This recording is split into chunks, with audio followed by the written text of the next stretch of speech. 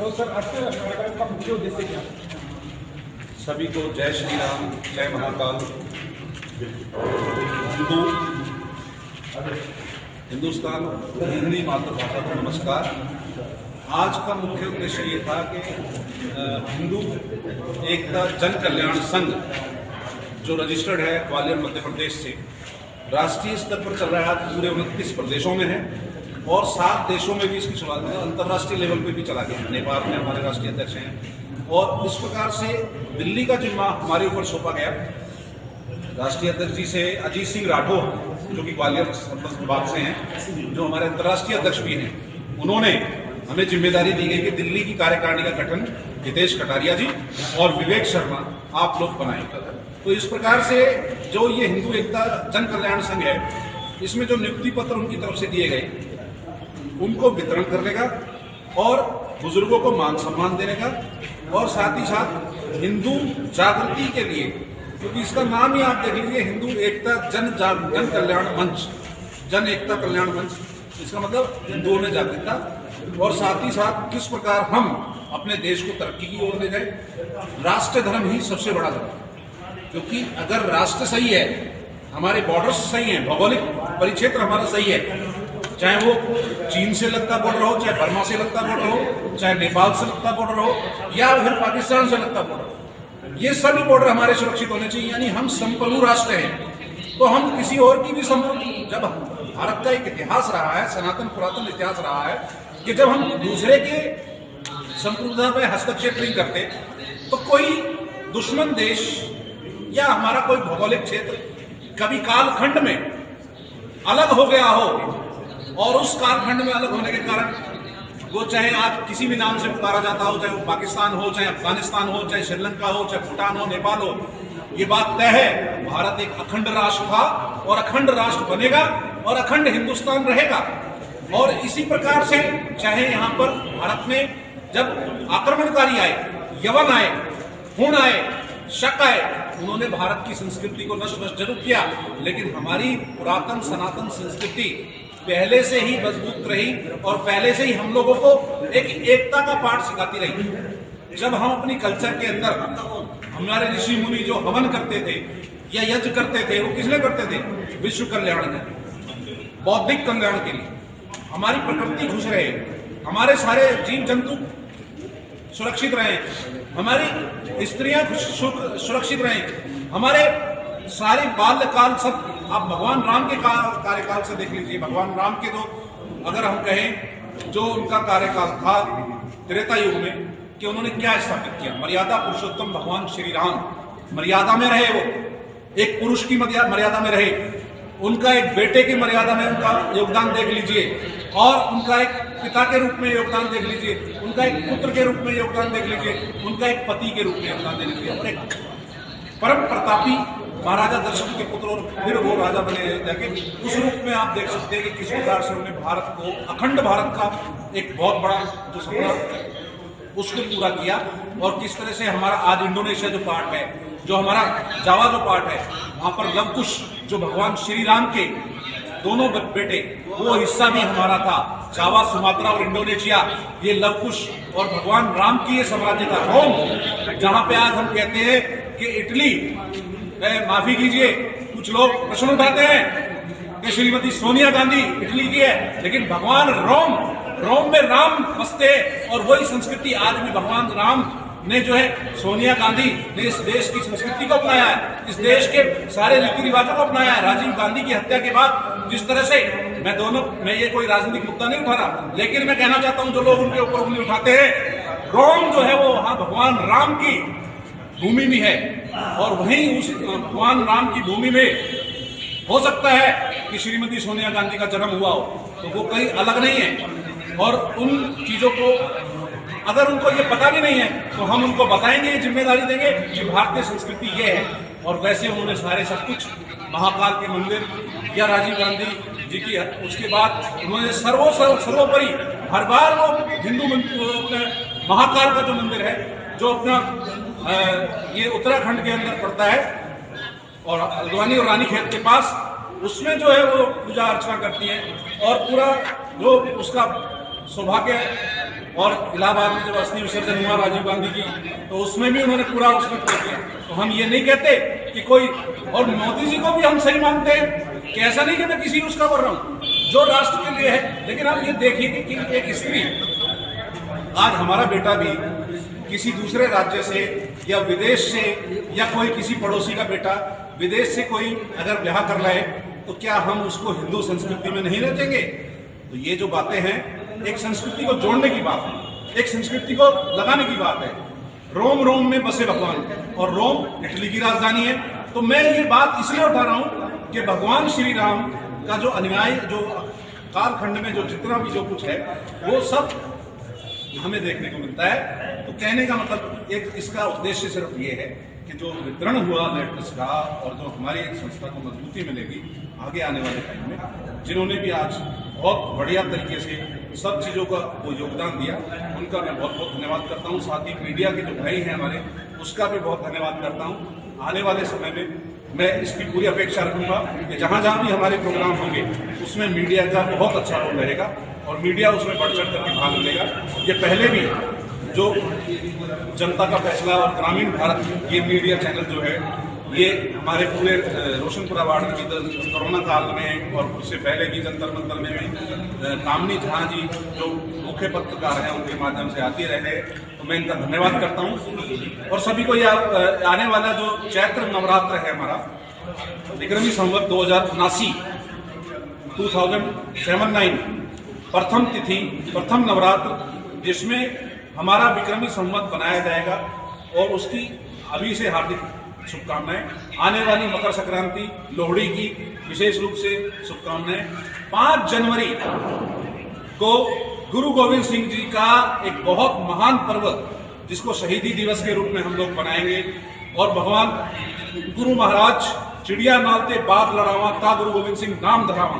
तो सिख धर्म ने, जब मुझे पूरी तरह याद है, कश्मीर से लेकर और उत्तर भारत के जितने भी हिंदू और पुरोहित थे, जब औरंगजेब उनको काटता जा रहा था, तो भगवान गुरु महाराज जी ने हिंदुओं को और बाकी लोगों को बचाने के लिए तलवार उठाई थी, औरंगजेब का सामना किया था। और वो जगह है मोतीबाग में गुरुद्वारा, जहां गुरु महाराज जी का शहीद हुए थे। और इसी प्रकार उनके 4 साहिबजादे, जो 25 दिसंबर को या हम 14 नवंबर को उनके बच्चों की, हम एक वो बहुत 4 साहिबजादों का हम बहुत बड़ा उनका योगदान दिवस, शहीदी दिवस मनाते हैं। माता गुजरी देवी, जो गुरु गोविंद सिंह जी की अर्धांगिनी थी, उनके चरणों में भी नमन, गुरु महाराज जी के चरणों में भी नमन। और सभी को भारतीय संस्कृति के लिए बहुत बहुत धन्यवाद, शुक्रिया। और इसी शब्दों के साथ मैं कहूँगा कि मीडिया चैनल्स वाले, मीडिया वाले इस चीज़ को दिखाएं कि भारतीय संस्कृति क्या है, सभी को समावेशित करती है, चाहे वो किसी भी धर्म का हो। जैसा कि कुलदीप भाई साहब ने कहा, उस बात को आग्रह करता हुआ मैं आगे बढ़ाता हुआ कि यहाँ सभी धर्मों का सम्मान हम कर रहे हैं, लेकिन हम अपने धर्म के लिए जब अग्रसर है, और उस धर्म को अगर कोई टच करता है या उस पर कोई बात होती है, तो उसको समझाएंगे। जैसे मैंने बताया कि हमारे को जो जिम्मेदारी मिलती है, उसको समझाना ही हमारा फर्ज है। तो इन्हीं शब्दों के साथ एक बार फिर सबको शुभकामनाएं। मीडिया चैनल को बहुत अच्छा प्रोग्राम रहा, बहुत अच्छी तरह से कवर किया कामनी झा का भाई अनुभव शरण जी का बहुत बहुत धन्यवाद, जिन्होंने मीडिया की तरफ से हमारे को बहुत बड़ा योगदान दिया। इन्हीं शब्दों के साथ सभी को, जो भी यहाँ पर उपस्थित हैं, छोटे बड़े, कनिष्ठ और वरिष्ठ, तथा आने वाले त्यौहार, जो जितने भी हमारे त्यौहार आ रहे हैं, जिसमें हमारे हिंदू धर्म की संस्कृति की बात है, उस सब के लिए भी मैं अभी से बधाई देता हूँ, सबको शुभकामना करता हूँ। उन्हें मैं ये कहना चाहता हूँ कि हमारे आदि गुरु शंकराचार्य जी, जो 7-8 वर्ष की उम्र से ही जिन्होंने संन्यास ग्रहण कर लिया था, तो उनकी छवि से हमें ये प्रतीत होता है, और हम अच्छी तरह से ये समझे हुए हैं कि हमारा धर्म, जो सनातन धर्म है, कितना प्राचीन है, अत्यंत प्राचीन है। और मैं यहाँ ये भी कहना चाहूँगा साथ में, क्योंकि हमारा देश सभी धर्मों का आदर करते हैं, हमारा भारत धर्म में श्रेष्ठ के रूप में हम मनाते, उसको मानते हैं, लेकिन हम हिंदू हैं और हिंदुत्व को नहीं छोड़ सकते किसी कीमत पर। जो हमारी परंपराएं हैं, जो हमारी संस्कृति से जुड़ी हुई हैं, जो हमारे परिवारों को, समाज को बलिष्ठ बनाती हैं, उनको हमें ग्रहण करना है और अपने बच्चों में उनका सर्वांगीण विकास करने के लिए तथा उनके भविष्य को बनाने के लिए भी, क्योंकि ये परंपराएं, ये संस्कृति, ये भाषा और जो हमारे धर्म का जो ज्ञान है, ये हमें हर तरह से मजबूत बनाता है, आगे भी बनाएगा। कुछ चीज़ें हमने यूरोप से या इधर उधर से ग्रहण की हैं, वो इतनी ज़्यादा हमें छूट नहीं करती, फिर भी समय के अनुसार उनको भी बहुत, जैसे अंग्रेजी भाषा की बात है तो हम पढ़ते हैं और आगे भी पढ़ेंगे, लेकिन हम अपनी संस्कृत भाषा को तो नहीं चाहते किसी पद पर भी। हिंदी को भी राष्ट्रभाषा के रूप में हम मानते हैं। तो ये सब चीज़ें हमारे संस्कृति से और हमारे विकास से जुड़ी हुई हैं। संस्कृति से ही नहीं, हमारे विकास से। हमारा विकास तभी होगा क्योंकि हमारा भारत जो है, हमारा हिंदुस्तान कह लीजिए इसको, जिसका विशाल रूप है, ये हमारा इंडियन सब, और आगे भी हम इसको बिल्कुल विशाल ही देखना चाहते हैं। इसका स्वरूप भी विशाल है।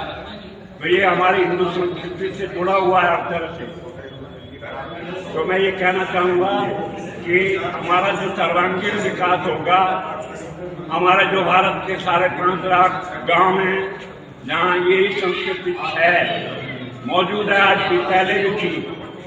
ये हजारों साल पुरानी है। भगवान कृष्ण के टाइम में, भगवान राम के टाइम में, ये सनातन है और हम इसको फॉलो करते रहेंगे। तथा बस मैं ये कहूँगा कि हिंदू एकता को हम मजबूत करें, आपस में हमारा भाईचारा बढ़े, हम एकता रखें और एकता में ही बल है। और ये भी मैं कहूँगा कि हमारा जो है यूनिटी इन डाइवर्सिटी है, विभिन्नता में एकता है। हमारे यहाँ विविधता जरूर है, हमारे यहाँ मौसम जरूर अच्छा है, लेकिन फिर भी षड ऋतु है जो किसी भी देश में नहीं है। तो हमें अपना भारत बहुत प्यारा है। राष्ट्रभक्ति की बात है तो राष्ट्रभक्ति को कूट कर भरी हुई होनी चाहिए हमारे अंदर, और हम अपने देश को सर्वश्रेष्ठ बनाना चाहते हैं। ये तभी बन सकता है जब हम हिंदू भावना को बराबर जागृत रखें और हम एक रहें, भाईचारा बढ़ाएं और एक होकर के काम करें। तो जो हमारी सनातन बात है वो सनातन ही रहेगी। हम किसी से पीछे नहीं रह सकते, हम बराबर आगे बढ़ेंगे और आगे बढ़ने का हमारा ये प्रयास जारी रहेगा। लेकिन ये भाईचारे से बढ़ सकता है, ये एकता से ही बढ़ सकता है, ये बंधुत्व की भावना से ही बढ़ सकता है। अभी जो भाई अब उन्होंने कहा कि मैं ये NGO चलाता हूँ, मैं बहुत अच्छी तरह से उनको जानता भी हूँ और बहुत मुझे प्रसन्नता है कि वो आए हैं। तथा जो भी भाई यहाँ पर आए हैं, वरिष्ठ या कनिष्ठ, मैं उनका सम्मान करता हूँ और धन्यवाद करता हूँ कि हम इसी तरह से मिलजुल करके रहें और आगे हम अपने त्योहार, अपनी संस्कृति, अपनी सनातन एकता, अपनी हिंदू एकता को अपनाते रहें। इन शब्दों के साथ मैं धन्यवाद करता हूँ। जय हिंद और जय भारत। कहने में कि हिंदू और हिंदुत्व में क्या अंतर होता है? बहुत बहुत धन्यवाद। आज के लिए कार्यक्रम में हिंदू एकता जन कल्याण संघ द्वारा आयोजित किए इसके लिए मैं रमेश को बहुत बहुत बधाई देता हूँ कि यह नववर्ष की शुरुआत इस शुभ कार्य से उन्होंने की है, जहाँ पर उन्होंने हिंदुओं को जोड़ने का प्रयास, जिसकी आज तक आवश्यकता है, सामाजिक कार्यक्रम किया है। और यकीनन ही ये जो एक माला का मोती पिरोया है, इसी तरीके से इस कड़ी में जब ये आयोजन होगा तो ये पूरा संपूर्ण रूप से हिंदुत्व को जन्म देगा। और हिंदुत्व का जो हमारा उद्देश्य है कि संपूर्ण हिंदू एकत्रित हो, तो जिस प्रकार से एक धागा को छोटा बच्चा भी नहीं तोड़ पाता, उस धागे से बनी रस्सी हाथी नहीं तोड़ पाता।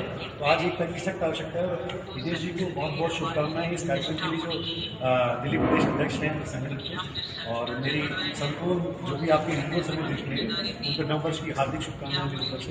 बहुत बहुत धन्यवाद। जय हिंद, जय भारत। उनका भी तहे दिल से आभार व्यक्त करते हैं।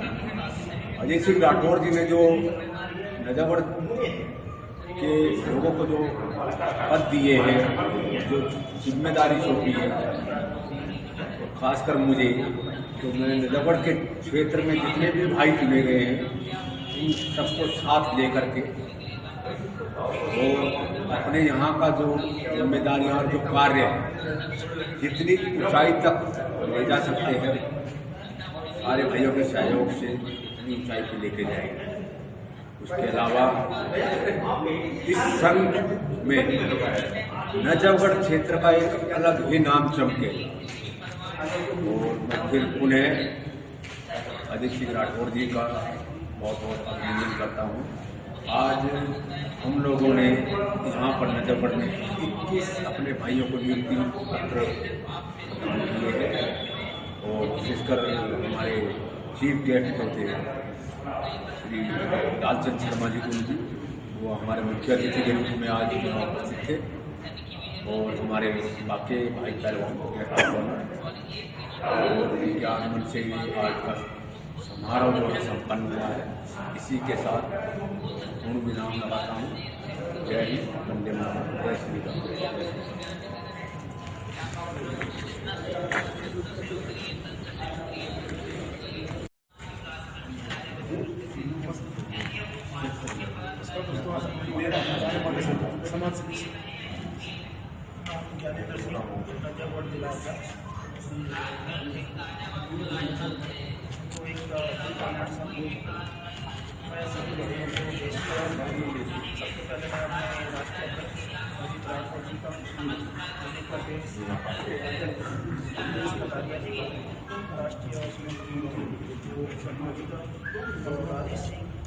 उपाध्यक्ष और ललित जी का बहुत बहुत आभार प्रकट करता हूँ, क्योंकि उन्होंने हमें एक धर्म और एक धार्मिक सेवा करने के लिए मौका दिया दिल्ली के अंदर।